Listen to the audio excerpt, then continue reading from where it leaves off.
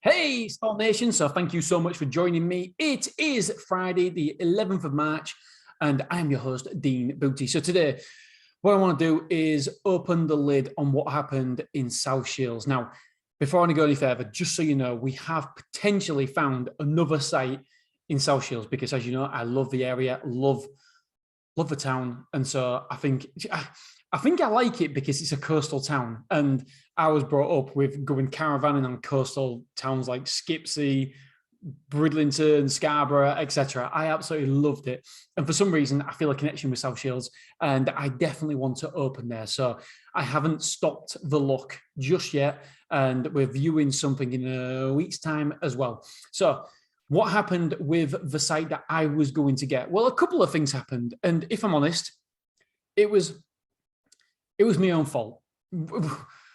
It was definitely my own fault, without a shadow of a doubt.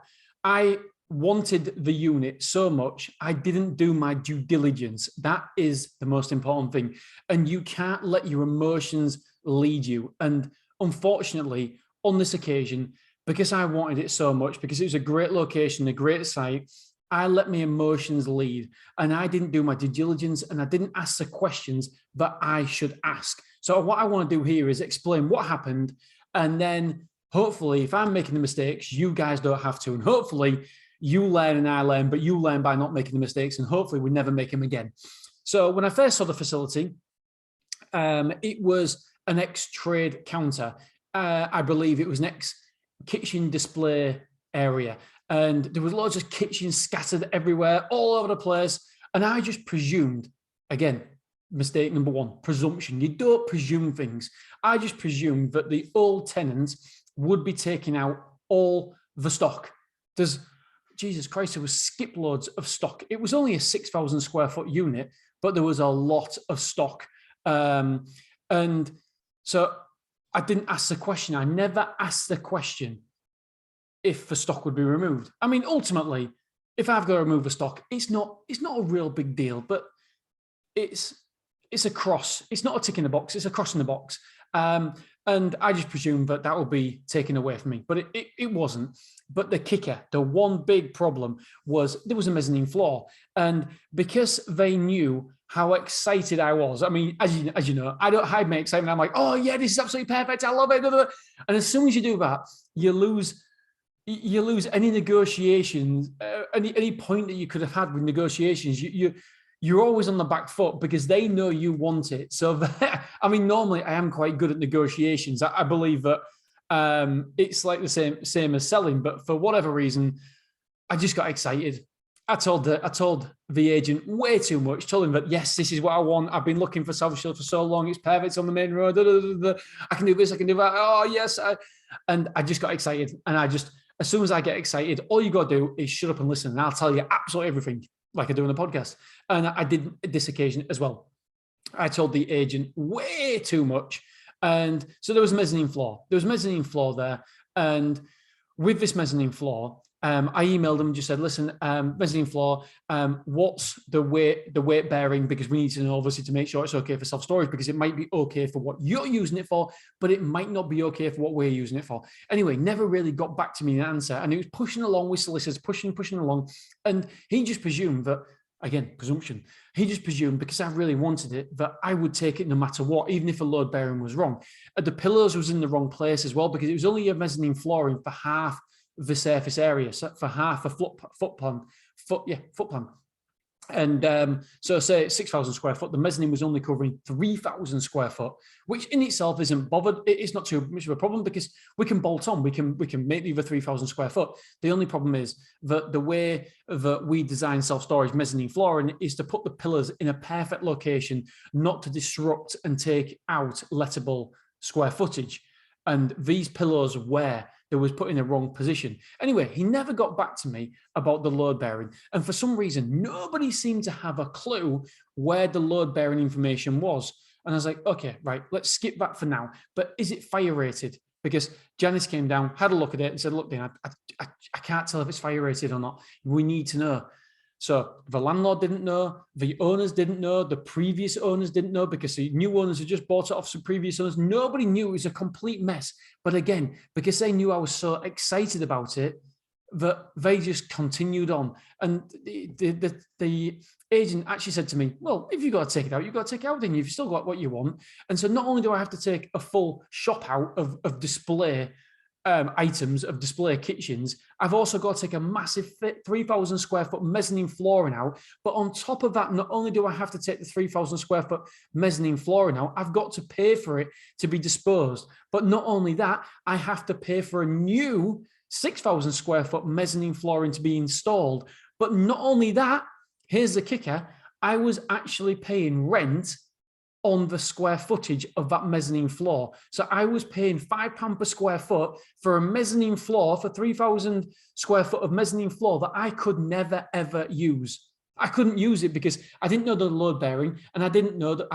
By the way, I finally got the load bearing, and the load bearing was actually all right, but I never got the fire rated, ever got the fire rated. And so we still had to take it out because obviously I'm responsible for people's safety in my building. If we haven't got a fire rating, I can't just guess and think, oh yeah, it'll be all right.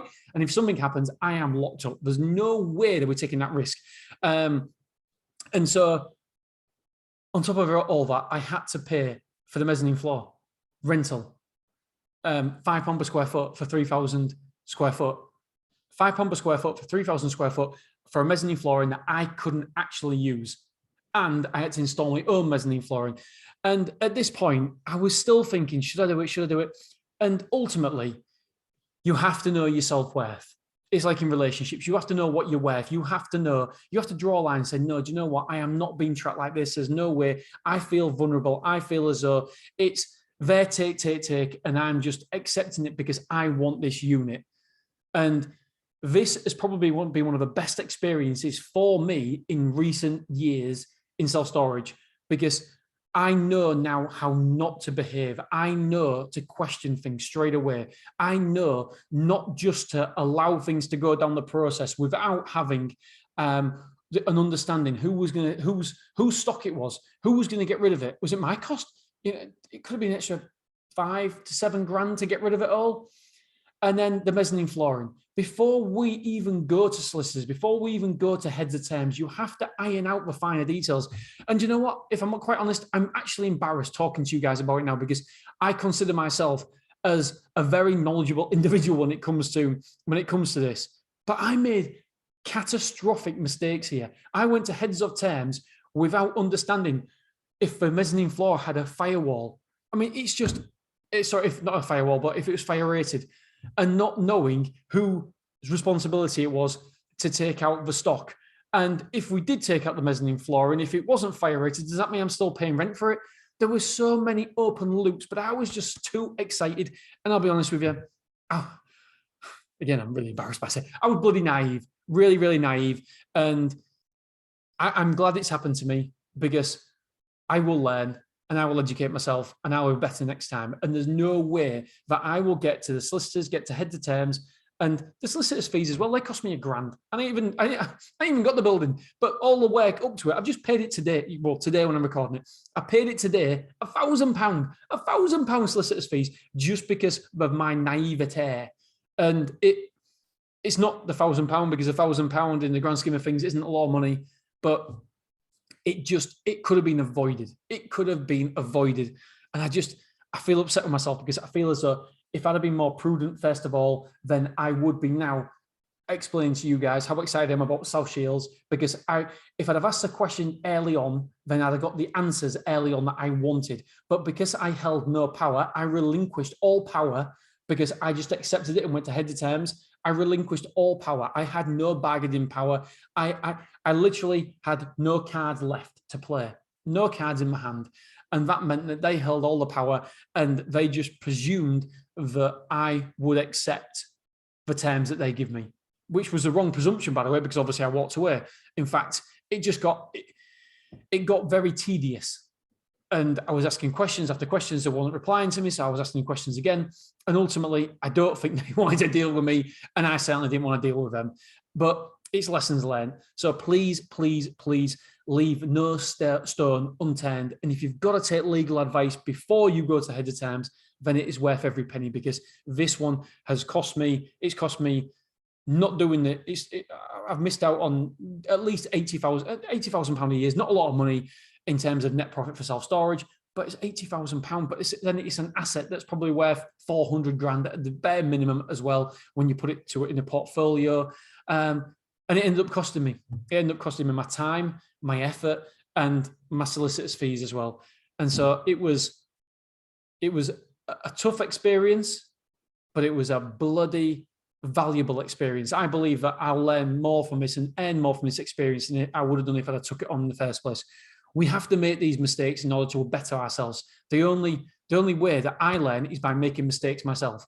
And shit, I make a lot of mistakes, as you guys know. As I've told you a million times, I literally make every mistake in the book. But that's the idea. You make the mistake once, you move on, you iterate, you improve, and you never, ever go back there again. So hopefully this has helped some people, and it's made you realize that although I try to position myself as an authority, well, I don't really try to position myself as an authority. I just try to tell the truth.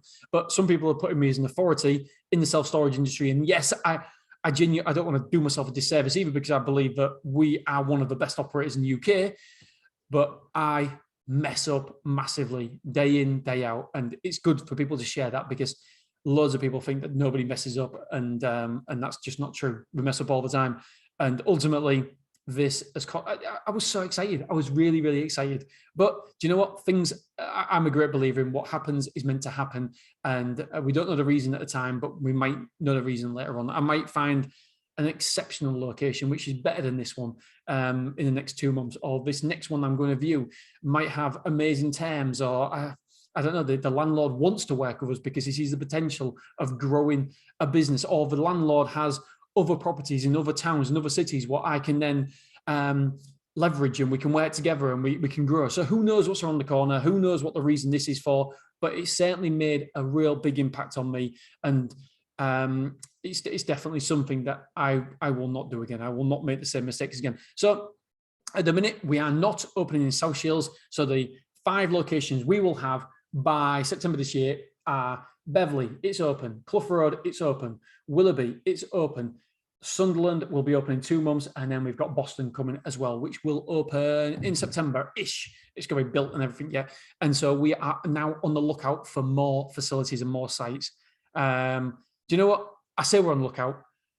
I want to get Clough Road rocking and rolling first of all. I want to get all the website up and running now. I want to get Sunderland up and running, and then I'll be on the lookout for another one. So get them 2 open and get them rocking and rolling, and then we'll be on the lookout for another 1 or 2. Hopefully we can have another 1 or 2 under contract with solicitors, head to terms by 1, 2, or 3 by December. That's what I'm aiming for. Well, when I say 1, 2, or 3, 2 or 3 by December. So by December, we'll have a minimum of 7, hopefully, on the heads of terms about to open. All right, guys, thank you very much. I hope you appreciate this episode.